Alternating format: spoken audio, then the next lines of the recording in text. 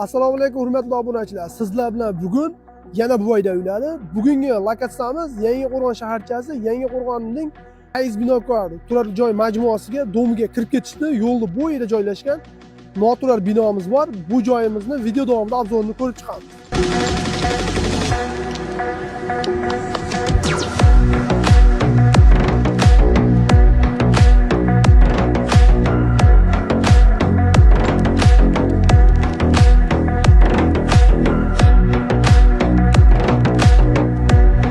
Video davomida joyimizni obzorini ko'rib chiqdik. Bu joyimiz 2 sotikdan iborat.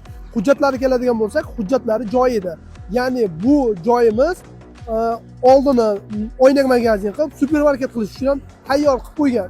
Prosta ozgina rasxoti bor.